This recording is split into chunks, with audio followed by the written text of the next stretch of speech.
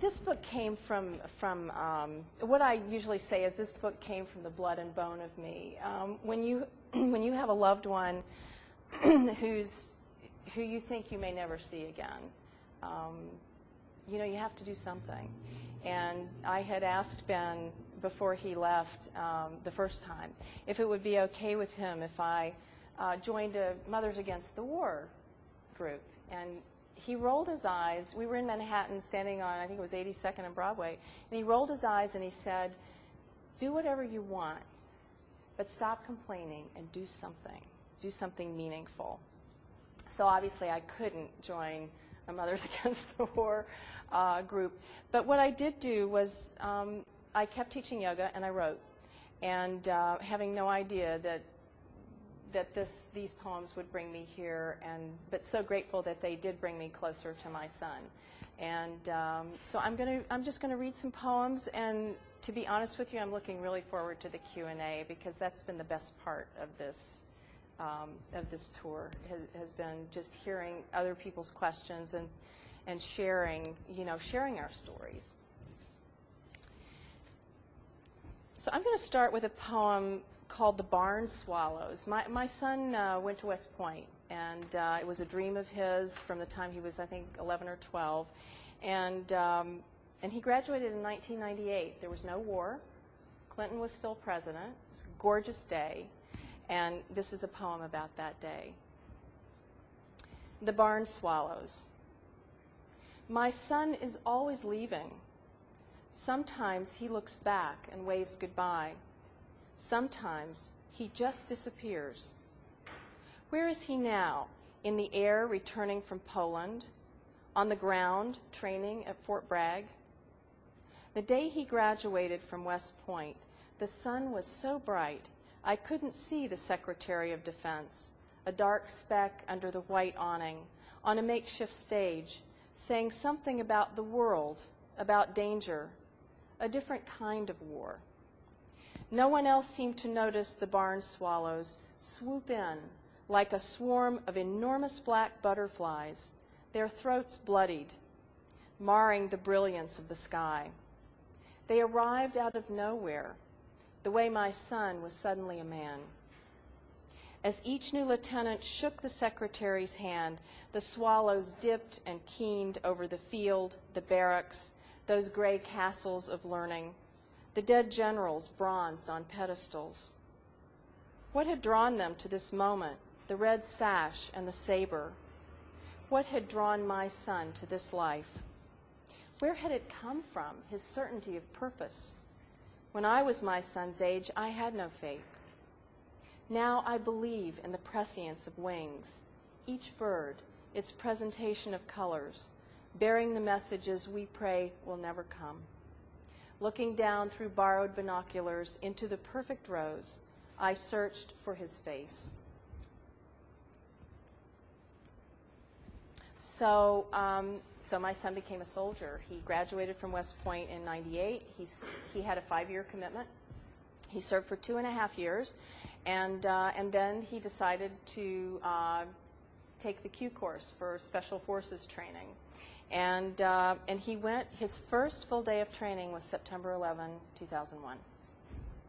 And so I knew that day that he would definitely go into combat. And because he was in the field in North Carolina, there was no way to be in touch with him. So we really didn't know if he was going to be pulled out, and we didn't know what was going to happen. But he did start that training, and because he was going to become a Green Beret, a lot of his training was secret. There were things that he couldn't tell me or tell any of us. But there's one story that he did tell me, and I wrote a poem about it, and it's called Kill School. Kill School. That was the summer he rappelled down mountains on rope that from a distance looked thin as the drag line of a spider. Barely visible, the tension he descended into the made-up state of Pineland with soldiers from his class. They started with a rabbit, and since my son was the only one who'd never hunted, he went first. He described it: moonlight, the softness of fur, another pulse against his chest. The trainer showed him how to rock the rabbit like a baby in his arms, faster and faster, until every sinew surrendered, and he smashed its head into a tree. They make a little squeaking sound, he said. They cry. He drove, as he told me. You said you wanted to know. I didn't ask how he felt. Maybe I should have. But I was biting off the skin from my lips, looking out beyond the glittering line of traffic flying past us in the dark. And so my son became a Green Beret. And during that training, I don't know what happens during that training, but there was a lot of, the tension between us grew. He knew that I was against going into Iraq. He felt that it was the right thing to do. And I know now, looking back and talking to other mothers of Green Berets, that they really need for you to be with them whether you believe it's right or not, because they are training, they are focused on their missions. In my son's case, he was an officer, and he had, 11 men who he was responsible for. And they were all responsible for keeping each other alive, in addition to doing their mission. So this is a poem. I'm going to read a poem called Waiting. And this is what it was like to wait. In my dream, a girl floats on a raft. She bends, pulls from the river a small, dark, winged thing, brings it to me, a stone. John, my son's first name, the one we never use, chiseled into it. I'm half awake, 5:15 a.m., 1:15 p.m. in Iraq. On the way to the doctor, I carry the dream in my body over the snowy walk past Woolman Rink, 8 a.m., 4 p.m. in Iraq. Ben has asked for warm clothes, lip balm. I'd forgotten it could get cold in the desert. In the beginning, all the stories were about the heat, anguished faces, that Iraqi man on his knees caught in crossfire, the futile container his arms were around his small son. 9 a.m., 5 p.m. in Iraq. As the cold dime of the stethoscope sweeps my back, I imagine Ben underground in a concrete room, maps spread out on tables, tacked to walls. He moves from map to map, never leaves the room. This is how I keep him safe. The vertigo started in March when he told me he would be deployed. I sat down on the sidewalk at the corner of 43rd and Broadway, waited for the spinning to stop. 12 p.m., 8 p.m. in Iraq. The technician gives me earplugs, presses the button that slides my body into the white tunnel, where harsh knocks and alarms hammer out the map of my brain, hidden in its burning pigments, the memory of my son when he was 3, sitting by a window waiting for the rain to stop, so we could walk through the mud to the lake, where we would place our hands on stones, let ladybugs crawl all over them. I believed if I was present for his football games, he wouldn't get hurt. That if I made the 2-hour drive from Stamford to Ramsey in half the time that day he ran into a tree, I could keep him whole in his body. Mid-afternoon, September, after Beast, that first training plebe year, I fixed him in my mind, and he called later that evening, "Mom, were you at West Point today?"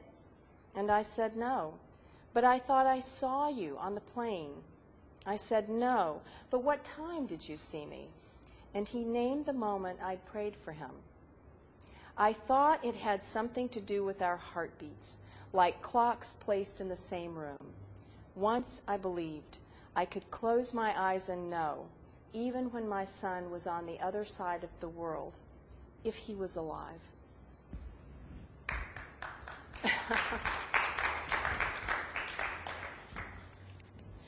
Thank you. My goodness, thank you. I'm so happy to tell you that Ben is alive, and he has served 10 years of active duty, and he is separating from the Army in July. Although I have to say, I've reached a place where, I really I have so much respect for our military and for our soldiers. And when Ben and I were at Fort Bragg 2 weeks ago, actually talking to spouses of Special Forces soldiers, I realized that that's part of our family now. So, the mixed feelings, thrilled he's getting out, but very proud of him for what he's done for our country. But I'm finding out things that he thinks, his opinions about things, because we've done some of these readings together where I read and then we do Q&A together, and other people ask him questions, and I get to find out what the answers are. So one of the questions last week was, what is his favorite poem? And his favorite poem is a poem called Letters. I had no idea. So I'm going to read you that poem now. Letters. Before he left for combat, he took care of everything. Someone to plow the driveway, cut the grass. And the letter he wrote me, just in case, sealed, somewhere in a drawer, can't be opened, must be opened if he doesn't return. I feel for my keys, hear his voice. Less is better.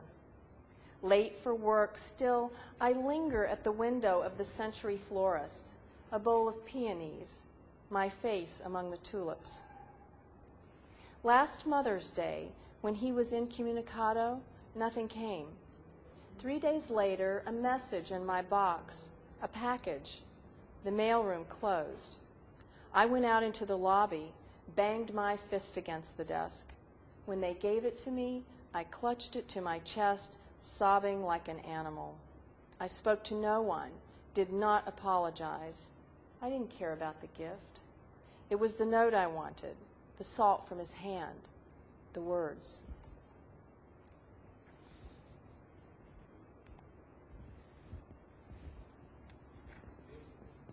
Thank you.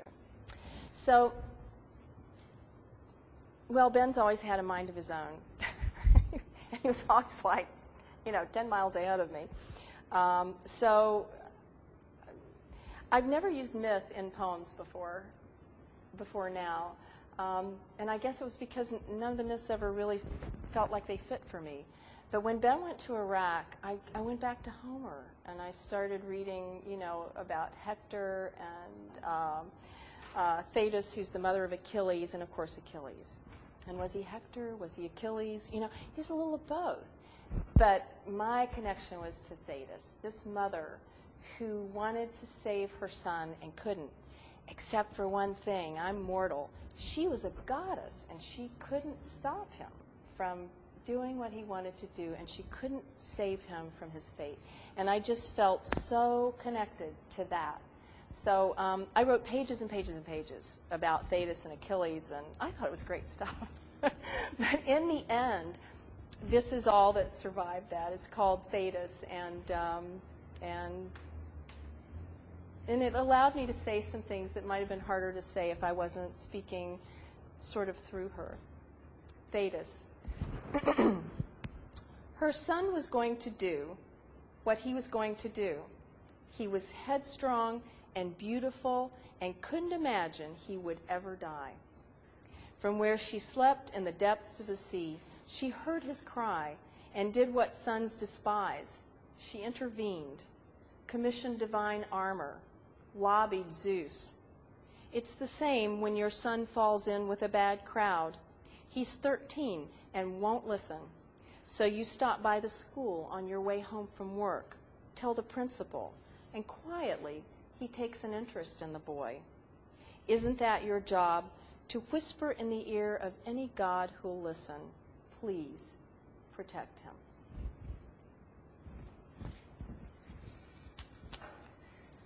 Let's see. My son really loves the Planetarium. I don't know if any of you have been to New York. Have you been to the Rose Center? I feel like I should be a spokesperson for the Rose Center because it is like the most amazing place. And the first time I ever went was my son dragged me there, And when he came back from Iraq the first time, and he came to visit me in New York, that was the only place he wanted to go, was to the Rose Center, to the planetarium. And I have to tell you that when you go to this particular planetarium, it's not like you're looking up at the stars, although there is a dome. It's like you're sitting in the stars, because it's all around you, and they have these holograms that, like, you know, whoosh, planets move through you, and it's just amazing. And when Ben went back to Iraq, I wrote several poems. I used to go back to the Rose Center by myself and sit there, like in the middle of the day when there weren't a lot of people there, and it was like sort of like feeling a little closer to him to be there. So I'm going to read you a poem called Collisions that I actually gave to him on his birthday when he came back from Iraq the second time. Collisions, to my son in Iraq. There's a new space show at the Rose Center. It's all about collisions, how one little particle or cosmic rock thrown off course can make a moon or tilt a planet into life. And though I felt comforted among the stars you love, I'm beginning to accept we're never safe. The universe always in motion. Even when we sleep, particles making and remaking our bodies. The world between us a fire that burns away the planks of the heart. I don't know how they calibrated those holographic comets and asteroids with the thunder of impact, each explosion just bearable. I tensed up anyway, as I do when cars and trucks blow up on the news. I almost closed my eyes, but I could feel you in the empty seat beside me shake your head and say, "You're too timid," the way you did when you were 12, and I was afraid to open the door I'd forgotten to lock. You went in ahead of me. True. He doesn't remember that, but that was Ben from the beginning.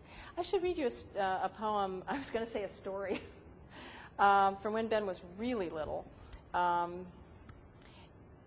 This was back when, you know, there were these articles about that, you know, if your child did something bad, you would put them into timeout.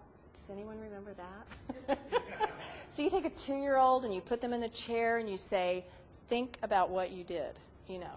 And really. And so one morning I was working on all these poems that were really about, you know, present day. And one morning I woke up and I was thinking about that day as I woke up, about that day that I tried to put him in the chair to, you know, for timeout. And the line just came, "I don't remember what he'd done." So this poem is called Timeout. It'll tell you a little bit about our relationship from the beginning. Timeout. I don't remember what he'd done. He was 2. He'd done something. And I'd read that instead of spanking, you could put your child in a chair and tell him to sit there and think about what he'd done. A mother mothered by a woman who could not control her rages, I was determined not to hit him. "Sit here," I said, and put him in the little wooden chair in the corner of his room beside the window. Maybe he was 3. All arms and legs, he fought me. "Think," I said, as I ran for the door, closed it, and held it closed, while he pulled with all his strength from the other side. "Think about what you've done." You know, it's when I wrote it, I thought it was a funny poem, and then I read it to a friend, and she said, "You know, that's really not so funny." So I guess it has a little of both, But I know if you're parents, you relate, right? I think I'm going to read 2 more poems because I'd really love to get to your Q&A, if that sounds okay, our Q&A. I really love to read this poem. It's called The Power Lifter. It's the first poem it's the first poem of the book. I started in 1998 and I finished it last year, so it took 9 years to get to the last lines of this poem. And the way that works, some of you I think write poetry. You know, the way that works is you work on a poem for a while and you just realize, you know, you're stuck, and so you put it in a drawer and then you pull it out again maybe 6 months later, a year later. And this poem, it just took me 9 years to get to the last part of it, to face the last part of it. Excuse me. The Power Lifter, Arvin Jim, West Point, 1998. The doors swung open on the smell of baby powder, sweat, and chalk. Discs of steel crashed to the court, their thunder echoing from the high beams down through the bleachers, where the fathers receded on the sidelines, and the mothers, like nervous schoolgirls, laughed, gossiped, while they waited for their sons to take the floor. Jean Good, whose shoulders I rubbed that night, is dead. She wore a wig, her hair just growing back from chemo. She wanted to live through Ring Weekend, her son's graduation. Most of them too small to be football players for Army, they were the power lifters, full of combustion, desire to show someone, a father, a mother, they could carry the whole goddamn family on their backs. One kid's pec split open on a lift. Another broke his wrist. I watched my son deadlift 500 pounds, drag the bar up his powdered legs, right palm up, left palm down, the lock. His face red and twisted, as it was the night his father left. He pulled himself up, gripped the bars of his crib, refused to be held. He'd asked us both to be there. His father smoked at the gym door. I held hands with Gene and screamed his name. He got a rush from it, but his eyes bled and he wouldn't stop, his body his to sacrifice. I didn't look away. It would have been betrayal. The hours he'd spent building his tolerance for pain. He was prepared right there in the middle of the gym to crush his heart.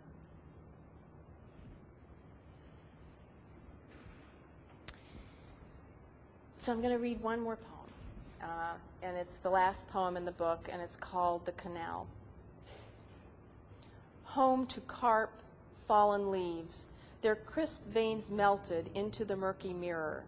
One of the lake's long fingers licking back below an underpass into our midst. Catcher of seeds and insects, feathers and clouds. The face of my boy, barely 3, belly down on the worn planks of the dock, swirling a stick, stirring up something. Then the water opening, taking him, closing over his head as if nothing had happened. I looked up from my book into his absence. What is it called when the body takes over, pumps the legs to the right spot, plunges the arms down through the surface, trusting the hands to haul him up, swaddled in slime, still holding his breath, all the life he's kept from the water, loosed in one fevered shriek. God can be whatever you want, a broken mirror that sees all aspects at once, the fearless child, the mother distracted, the loneliness of the water. Thank God for the circles still visible, the center discernible. Thank God for good hearing, strong legs. I carried him shivering into the house, lathered his mottled shoulders and belly, shampooed the cap of silt from his hair. Little body wet in my arms, twice born. Thank you. Thank you so much. So I would really love to hear your questions, if you have any. How old is this one? My son is 33 now. He was in his late 20s when he went to Iraq the first time. Is there any changes in him since he went to Iraq? When he came back the first time, he was definitely in a lot of pain. That's what I'll say, and I was afraid for him because when I looked at him and he looked back at me, it was almost like he was looking through me, and it was just very, very hard for us to communicate. And before he left, he had this stare that just was, I can't explain it except to say it was like he was looking through me. And we went to the airport, and I put my hands on his shoulders, and he was looking at me with like this, this look that, like he wasn't seeing me. And I said, I want you to look in my eyes and see that I love you. And no matter what you do, I will always love you. And he just looked at me, and it was sort of like I didn't know if he heard me or not. And then we said goodbye, and, he went back to Iraq. But when he came back the second time, he was better. And then now he's been back in the States for a year. He's still at Fort Carson right now. And I have to say, everybody's changed by the experiences that they go through in their lives. So he's changed, but he laughs now, and he's the Ben I knew again. So, I'm always really happy to tell that to moms and dads who are worried, worried about that, because it is possible for them to change and be changed forever and still come back to that person you knew before. Does he have any kids? He doesn't. He's not married. Are you a soldier? No, ma'am. I have friends. Okay. Do you know if he had any kids, or would he encourage anybody to get into the military? Would I encourage anybody to get it? That's a good question. I don't know if he would or not. I think he's really glad. I think if he had it to do over, somebody asked me that, and of course he's not here. He would tell.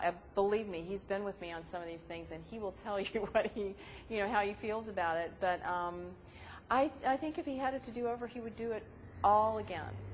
And I think it really depends on the person who's asking. I mean, for some people it's the right thing to do, and for other people it's not. It has to come from your heart, like everything. He felt that this was his commitment and his duty, and he wanted to do it. And I think that's the only reason to do it. Thanks for your questions. Super questions. Thank you. Anybody else? It's beautiful. It's a beautiful relationship, and this is the most important thing. I think he could present it in a superior way. Let me ask you a question. How do you feel as a mother, and how it feels as, the American people, the people in the country start forgetting about Iraq? Does he feel that, he sacrificed, nobody's paying attention, is it Vietnam over again? How do you feel as a mother? Well, I can tell you that for me, one of the real, I'm blessed. My family is blessed that Ben, our beloved Ben, came back and he's alive. And I know how lucky we are, because as well trained as he is, and as smart as he is, there had to be some luck in that too. I've never heard him say that he's upset that people are forgetting. But I'm glad that I have the opportunity to go out, and that this book has given me the chance to go out and talk to other military families and just to people in general, to remind them that this is the toll that this is what the families are going through. These are not war poems. I didn't go over there. I didn't fight. These are poems about what it's like to be home and wait for someone you love to come home, and hope that they do come home, with absolutely no control.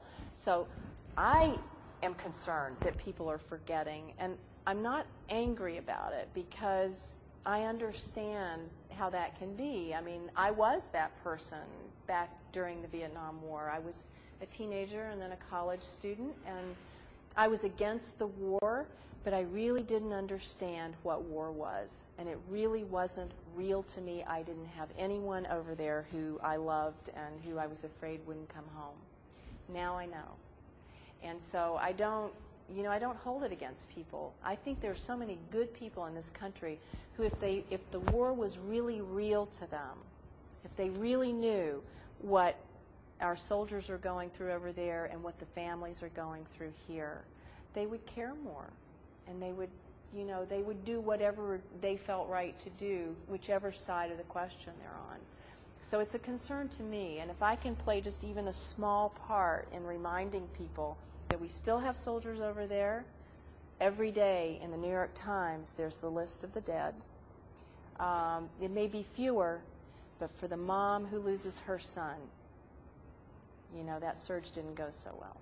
So it's a good question, and you know, without being, I don't want to go to rallies and say, you know, remember, but more like just, you know, think about it, remember, read, look at their faces, read their stories, look at the pictures and, you know, in the magazines and the newspapers. Just don't forget them, you know, because they're over there right now this minute. They're over there. Thank you for that. That's a great question.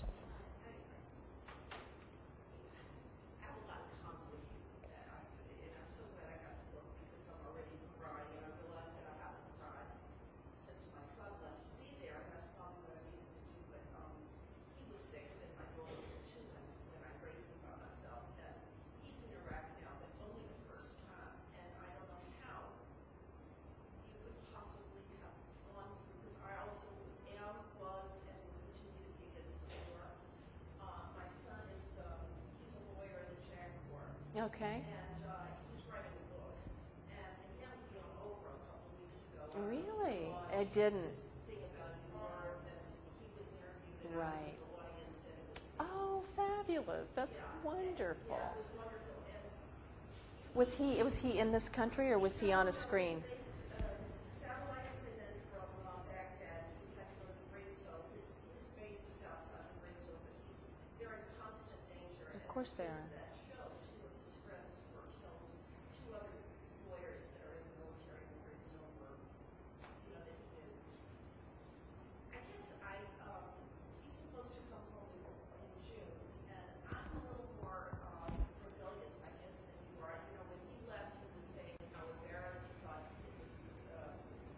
Cindy Sheehan, yeah. And I said, she's a pussycat compared to what I'm going to do. If anything happens to you, right. I'm just so angry that I don't know how to contain it. And I lived in the D.C. area for many, many years. And, you know, the entire government, I'm completely so unimpressed with everything. But he better come home in June. And then when he talked about, you know, well, I hope the war will be over because after I go for my next year in Charlottesville, you know, that they might deploy me again. And I said, you're not going back. Yeah.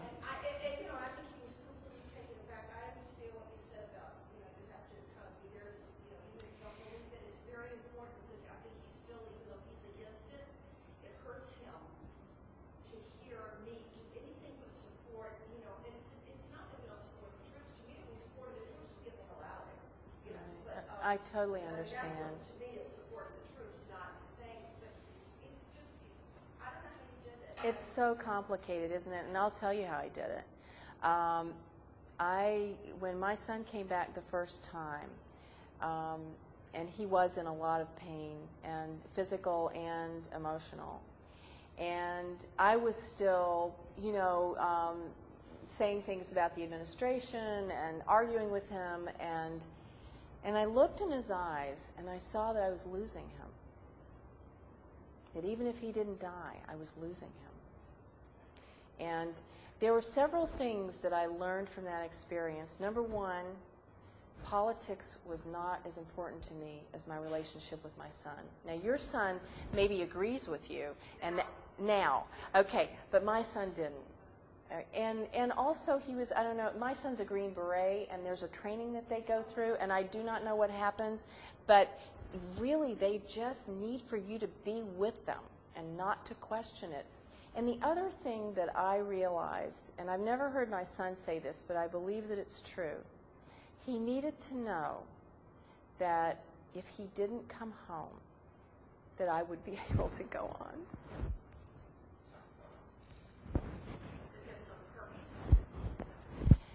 He needed to know that I wouldn't live a life of bitterness if he didn't come home, and that I wouldn't that I wouldn't fall apart. I used to always say, if my son doesn't come home, I won't be able to go on. And I realized that that was hurting him more than anything. And the fighting about politics hurt him. And it was in his eyes. You know, it was like he couldn't even look at me. And I realized that I had to do something. And the something was I had to quit complaining and arguing with him about politics. And I was writing these poems, and I could put all my feelings in here, but you know what? This isn't a political book. This is really a book about, you know, me and my son and our relationship, and trying to see things from his side, and trying to keep memories, you know, alive on the page so they'd always be alive in me. And then it gave me hope, too, because I would think, even though I was afraid he wouldn't come home, I would think, when I wrote Kill School, I thought, oh, God, what is he going to think of this poem? Will he be upset? You know, so it was like I was thinking, when he comes home, what will he think of this? Because I didn't show him any of these until he'd been home for quite a while the second time. It just, you know, you kind of have to wait. So that's what happened. I had to make a decision. It was a conscious decision that what's really important to me, to change his mind about politics, or to, you know, or to somehow open a channel that had closed back to him. And today we talk, and, you know, he laughs, and he told the women at Fort Bragg that he was proud of me and proud of this book. You know, and it was, and he has actually said, he said to a group in New York last week, he said, you know, my mom and I used to argue, and we just got all upset. We got all upset, and we'd leave the table angry. And he said, as if my mom and I could solve all these problems. You know, as if when we talked about it, we were going to have the ability to somehow resolve all this. And he said, you know what? What's in this book is more important to me than politics. And then he said, and I'm watching a little bit of CNN, and my mom's watching a little bit of Fox. You know? So it's sort of like, you know, it's all about listening. And you almost have to go into a different part of your brain, because I was so angry. But, you know, they take it in as anger towards them, too.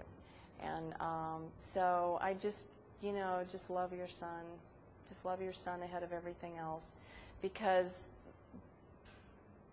this will get resolved. And haven't asked him, but I'm pretty sure it's going to be the Republican. Only because I just don't think he could bear to vote for a Democratic candidate. You know, he's conservative. So, and he knows that I'm going to vote for a Democrat. So, but the beauty of it is that he is starting to talk about that he's not comfortable with the far right, and he's not comfortable with the far left, and I'm not comfortable with the far left, because those extremes, to me, it's just plain hatred. They're not listening to each other, they're labeling each other, it's all black and white. That's my opinion. But as you move a little closer and you start listening to each other, I mean, my son's a conservative, and I love him, and I respect him, and I know he has integrity. And finally that click went off in my head. Oh, my God, there must be some good conservatives, because my son is a conservative, and I think he's wonderful, you know. So it's very complicated, and I'm so glad you're here. And I'm proud of you, too, because, you know, to be the mom and to be the someone who waits and who struggles with this and who cares, that's hard. That's hard. It's really hard. Yeah. So, yeah. But will you, for me, thank your son for me, for his service? Great. Oh, great. Great. Thank you. Thank you. Anybody else? Yeah. When your son was in the war, how did you respond with him? Did you fight for them? Well, you know, Green Beret. So sometimes he was Incommunicado, which meant when they go Incommunicado, they just disappear. You don't know where they are. They can't communicate with you. You can't communicate with them. Their missions are secret, and that is really scary, I have to say. But a lot of the time he was not incommunicado, but we still couldn't know where he was. Knew he was in Iraq, couldn't know where in Iraq he was. Could know nothing about his missions. And there was strain in our relationship. So we did do some emailing, but it was very light. I mean, we were not in contact a lot. This is how I stayed in contact with him. Because when I worked on these poems, I was thinking about him. And I was thinking about when he came home, what would he think of them? And it also, when you do something like this, it also gives you a little distance. You know, there was this moment when I was at his house in Colorado Springs before he went the first time. And he had piles of gear around all over his house because he was getting ready to leave for Iraq. And there was his helmet over here and his boots over there. His helmet looked like it had been worn before. And his boots were brand new. And it just occurred to me, you know, somebody else wore that helmet because he hasn't been in combat yet. I know. But then for me it became a sacred object, you know. Who wore it? It's being passed on. Hope that person made it back, that kind of thing. The boots were brand new because nobody can wear somebody else's boots. And that was interesting. I mean, you know, it took me out of the, oh my God, my son isn't going to come home, to, this is really interesting. And so I wrote poems about that. I wrote a poem to the helmet, and I wrote about the boots. And so I was still somehow in connection with my son, but also getting a little distance from it. So we didn't have a lot of contact. It's actually after he came home and he started reading these poems that we started talking again. And not so much about the poems. We just started talking again. But poetry communicates differently than regular speech or prose. You know, there's something about poetry and the music of it that the place that it came from, that a poem came from, is in there underneath it. And this came from my love for him and wanting to understand him, and I think he felt that. And that's all he wanted. He wanted me to accept him as a soldier. He knew I accepted him as a man. He knew I accepted him as my baby. He knew I accepted, you know, everything about him except that he was a soldier. And when he realized that I accepted that part of him too, our relationship started improving. So. The fact that he went to West Point, and he was a soldier well before 9/11 occurred, I assume, did that cause a strain in your relationship at all? I mean, it sounds to me like the deployment to Iraq caused a strain in your relationship as opposed to him being a soldier. That's true. Well, I tried to talk him out of going to Iraq. I mean, I tried to talk him out of going to West Point when he was 16. But by the time he went, I was all for it because what he did, you know, I grew up during the Vietnam years, and so to me, West Point, Vietnam soldiers, West Point, Vietnam violence, you know, all that. But he made his own appointment to go and tour West Point, which you have to do before you apply.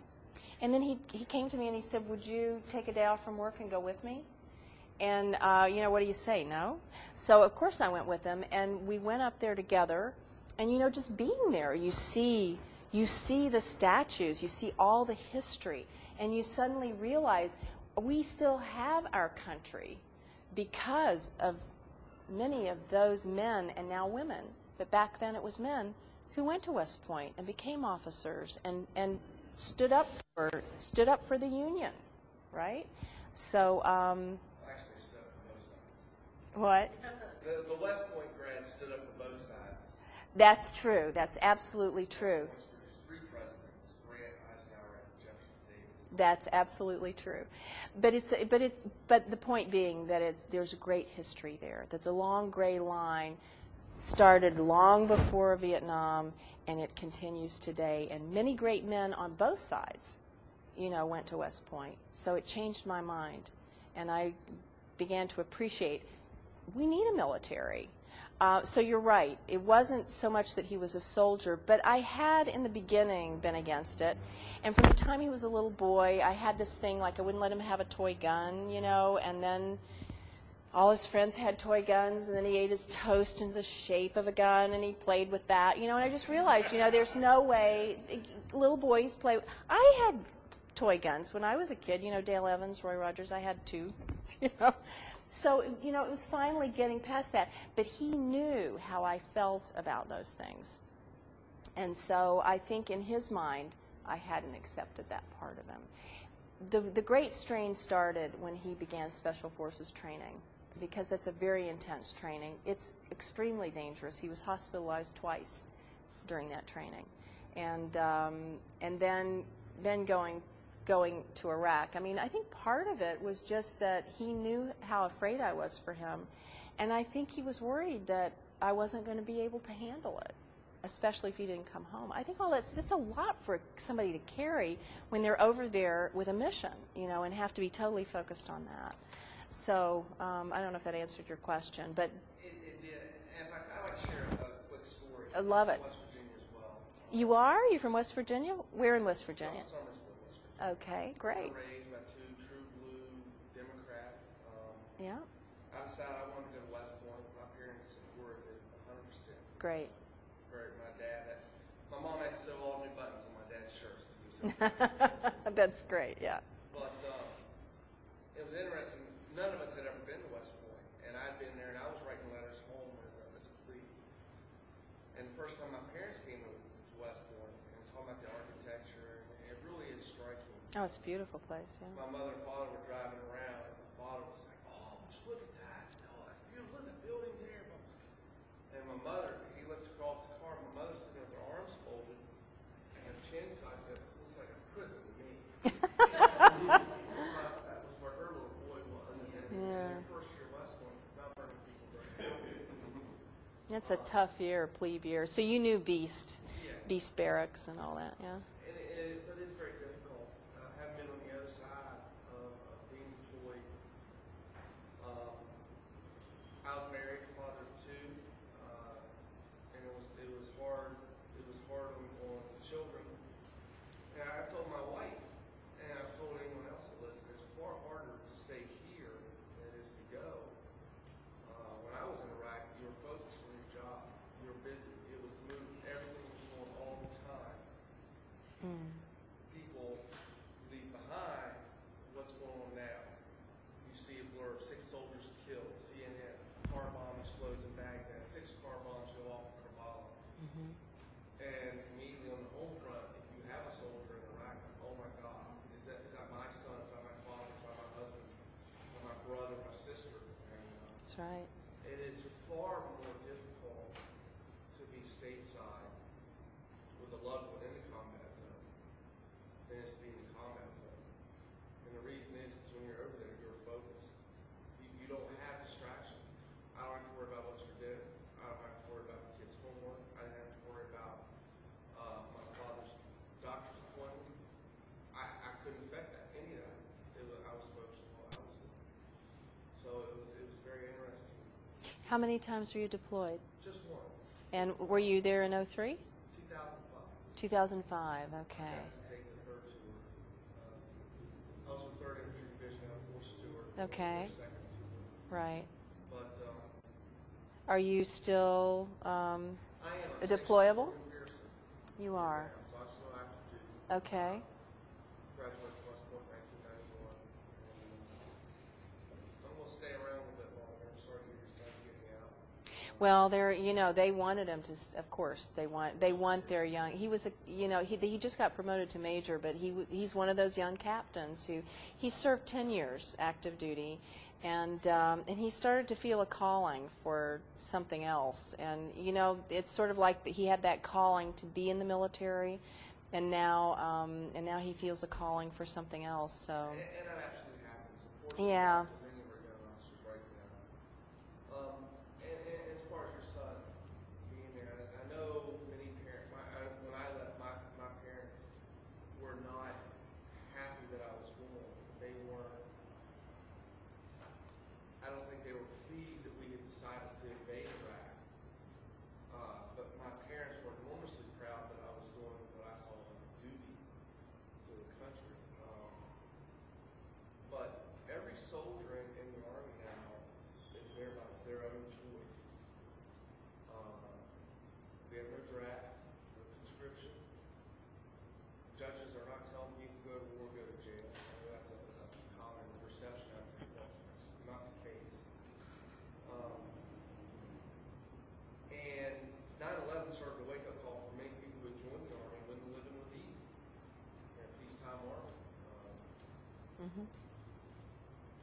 But everyone in the Army now is there by choice. You know, your son has had multiple opportunities to get out.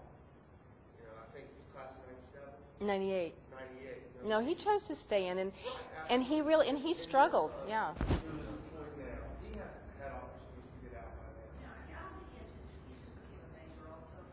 I don't think he plans to get out. He just got married right before he left. Oh, okay. And she's a lawyer at DC, but she's not in the military. She's actually talking about going to JAG school herself, which is killing me. Okay, so that means that both of them will be. And you know, I'm not to put any unnecessary pressure on him. I know it must be really hard to for another layer on them to think that I don't let him think that I'm as crazy as I am. Okay, because I mean I am. I'm just. Oh, I have to say you're not crazy. I mean. Well, I mean, I teach school, so I complain to my students a lot. They listen to me. It's what that's what it. And so when he calls, I'm just we talk about. But he now when he first went, he was more conservative than he is now. Believe me, he's changing his mind about what he's seeing there, and that suits me just fine. But he gets pretty angry about it. And he's there under Petraeus's idea for a judicial system that is going to work, and it's not working. I mean, between us, it really isn't. And that's what he tells me. I mean, I don't, what can I say? He's disappointed. So I mean, as a mother, it really doesn't matter to me, his life at risk and high risk, it just puts everything in another category. And I'm so That's right. bored that, I mean, I grew up in Vietnam too. I mean, I'm 62. It was the same thing. I lost friends in high school, college. And I don't know. It just seems to me like there's always some other way to figure this out besides so many people dying. Right. So. My 16 years old was studying for her AP history exam, and she was studying the part about the Second World War. Who was this? Your daughter? Yeah, my daughter. Your So I how old is asked your her, daughter? How are you doing with the Second World War? She said, leaders are so stupid. Leaders are because so stupid. They have to solve it some other way. I mean, Yeah. this is exactly what you are saying, right? That people that have seen war, and this is actually leading to my next question to you. It seems like people that have seen Vietnam have understood the price of war and took possession. Our kids haven't seen that, and now they are paying the price. Isn't that a stupid, vicious cycle that every generation learns something that cannot move it to the next generation, so they have to experience it itself? Well, there's I'm not even sure how to answer that question except to say there's a poem in the book at the very beginning called The Aztec Empire. And when my son first went to Iraq, there was a show at the Guggenheim in Manhattan about the Aztec Empire. It was just all the artifacts, all these beautiful artifacts. But the Aztecs were a warrior civilization. And as I went through the exhibit, here's this gorgeous bowl, and what was it for? For the blood of the enemy that they drank, after they pulled his heart right out of his chest, So beautiful bowl, but this is what it's for. And there were just one thing after another like that, all the way up this spiral. I got dizzy. I mean, it was just so hard to take that in, knowing that my son was in combat. And it was the first time that I really thought about in a real way that there has always been war. And although I've always thought that someday we'll live in a peaceful world, I'm just not sure anymore. I don't know why. And I have to say this, I have to be honest with you. I was for going into Afghanistan, and I still think it was the right thing to do. There are times when I'm not a pacifist. I think there are times when the cause is great enough that we go. And we take, and we sacrifice. but we should all be sacrificing. I think a few are sacrificing right now. And I say should, it's the way our system is, and I'm not saying that I want to draft or anything like that, but I just feel like we as a country, we as citizens, somehow should be called on to help in some way. You know, I really feel like that's important. And I love that we're talking about this tonight. And if only there were, you know, if only there were more conversations like this going on. And maybe they are, but they're isolated. I don't know about them. And I do. No, because you know what? In New York, while my son, well, there are rallies sometimes, but I have to tell you, I've been to rallies where, this was before we went into Iraq the first time. I went to a couple of rallies, and I was really disappointed. I mean, there were people there who were just, you know, they were just angry at everything. I mean, every cause you can possibly imagine, somebody would get up and say, and you know, and this is a terrible country, and like that. And it was sort of like, well, I don't really feel that way. I don't want to associate myself with people who just want to complain all the time and can't find anything. What are they for?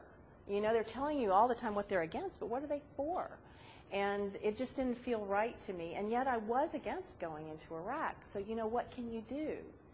I feel like I've been given this gift that even though maybe it'll only be, you know, who knows how many conversations I'll be a part of, but that I'm getting a chance to talk about it with more than just my friends in New York.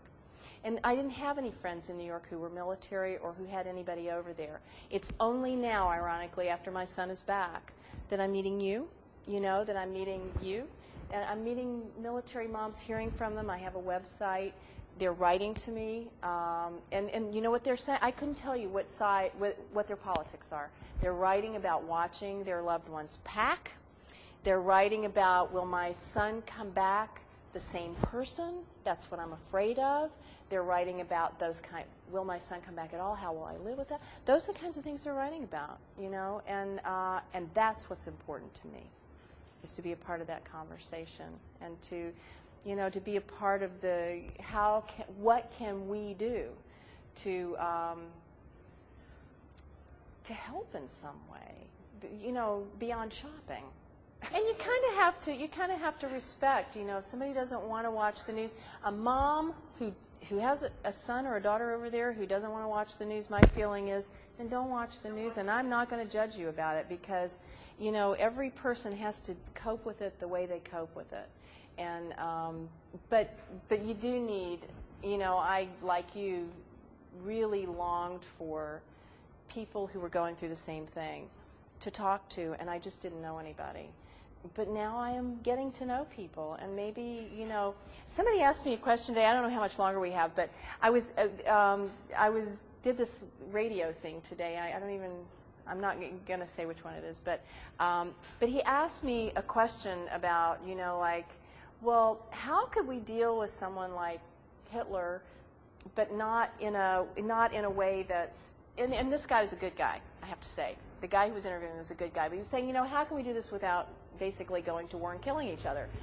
And I said, well, here's my dream, that we have a council of women, and they're all mothers, and they're from all over the world. Maybe every country is represented, and they have no political affiliation, and they must be consulted before any action is taken.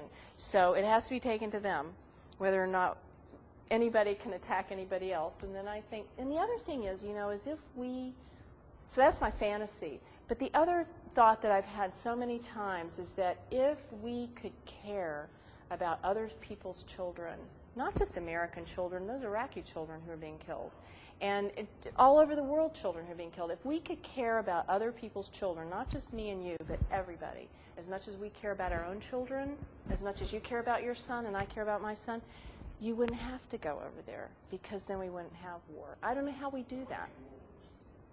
Pardon? There might be more wars if that were the case. How so? Children get abused around the world. You know, I mean, who was fighting for the children in Darfur, or who were fighting for the children in Bosnia and Herzegovina, right, when they were lining up and getting killed because they were Muslim, or they were Serbian, or right, they were Catholic, and Rwanda. You're right. Rwanda.